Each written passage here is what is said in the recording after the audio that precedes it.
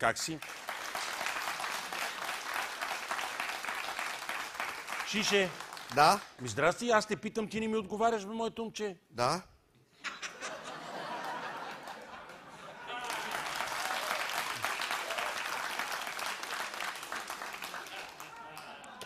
Шишо, Да. добре ли си? Да.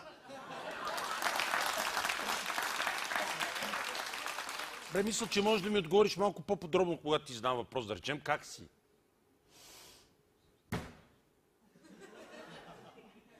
Да.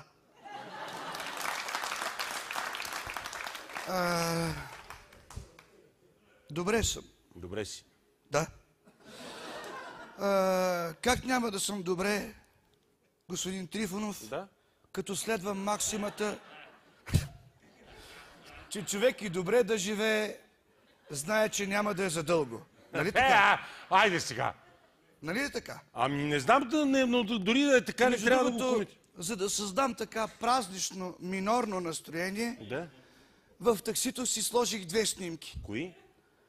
Една на Куликов и една на Кристиано Роналдо. С пеперудата. Да, сега. Вие харесате ли Кристиано Роналдо? Защо това ми изглежда, тогава ми изглеждаш ти самият тъжен? Защо? Да. Защо ми изглеждаш тъжен? Не съм тъжен. Така ли? Не съм. Оплашен съм. Оплашен от какво? Снощи гледах твоя клип. Че... Господин Трифонов, на мен така ми светят очите, като ме удари тока от акумулатора. Дай да не общуваме. Между другото, това момичето в клипа, Кое момиче? дето влиза така с черната косичка. Ти разбра ли каква е въобще цялата концепция на клипа? Това момиче е разкъсвано между греховете и накрая тя иска гъмцът се явява под формата на злото. Да. И на... Да. Така е.